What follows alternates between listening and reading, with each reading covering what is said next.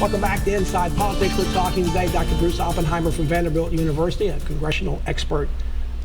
Dr. Oppenheimer, it seems that Congress at least once a year, sometimes several times in recent years, every year, has faced the possibility of some kind of government shutdown because of a debt ceiling limit or other kind of budget spending issues. President Trump said this week he doesn't see a way to come up with a deal to make this work with Democrats, and they need 60 votes, so they'll need Democratic votes, whatever they work out. If they can't get a deal, are we indeed facing another government shutdown next week? I think potentially we're facing a government shutdown. Almost nobody wants it. I think some people think they can get a political advantage from doing so.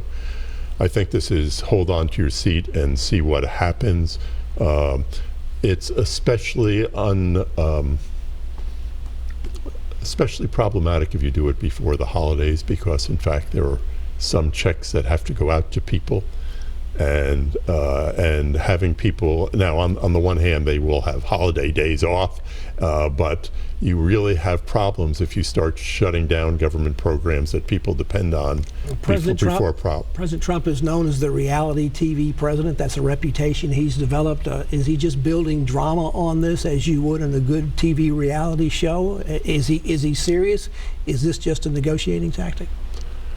I think the real question is what you're going to get out of Congress and what Congress is willing to put forth in a package.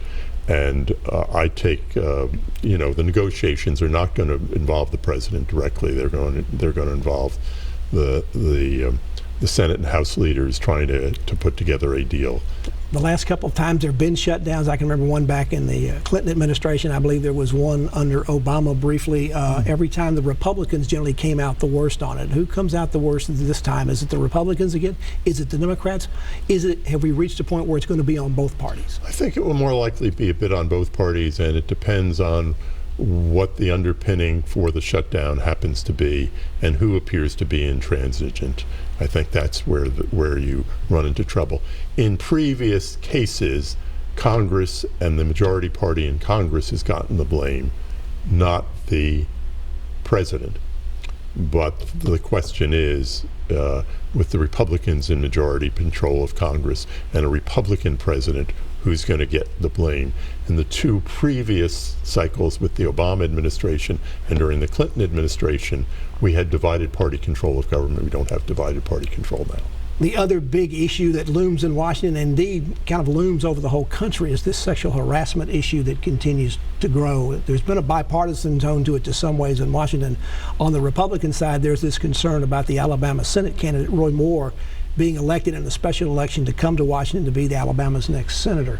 On the Democratic side, you've got Senator Al Franken in the Senate, a Democrat, who's facing these charges in an ethics investigation. In the House, you've got John Conyers, the longest serving member in Congress, also under investigation. Are we witnessing something rather unprecedented going on, maybe perhaps not only in Congress but across the nation, about dealing with this particular issue? I think that this was a time bomb that was ready to explode, that there were little sort of firecracker things that went off over the last decade or so. And probably since the Anita Hill period, so we can go back probably to 1990 in at least the public setting, and now it's just mushroomed, and I think is long overdue. How extensive it will get, whether in fact there will be distinctions made in terms of what did various people do.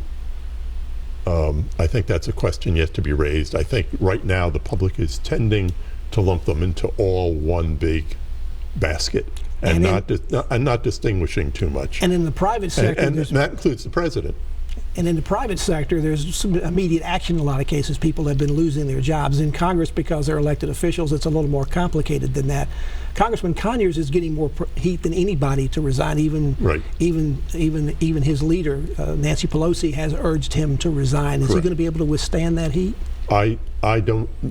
Obviously, he can. Whether the House would push further and move to expel, I think that's a different question. In Conyers' case, there was. But they probably wouldn't expel until they had the ethics investigation. They would have to do the investigation, right. But in his case, there is the idea that he paid to use office funds to keep something quiet, and that seems to me a different level that we're talking about.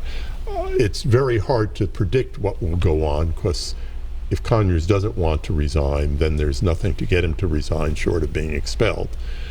It strikes me that when we talk about difference in the public sector of being an office holder where you're elected versus the private sector, I think you have to realize the only part of the private sector that's been exposed are people involved in the media who are very public people. It is not what goes on in a stock brokerage or a agriculture company or a high-tech company that gets much exposure. There's been some talk and a little push for Senator Franken to resign, but not as much. What's the difference between being a senator and a congressman on this? What's the difference between the two? I don't think there's any difference per se. I think there is some willingness of people to distinguish, at least senators, to distinguish between what Franken is charged with doing and what Franken's reaction to it, and what Conyers has done. And so there is some distinction, but I suspect the pressure on Franken is going to increase as things move on. Dr. Bruce Oppenheimer of Vanderbilt University is our guest on Inside Politics. We're talking about issues in Washington. We got more to talk about after we take this break. Stay with us.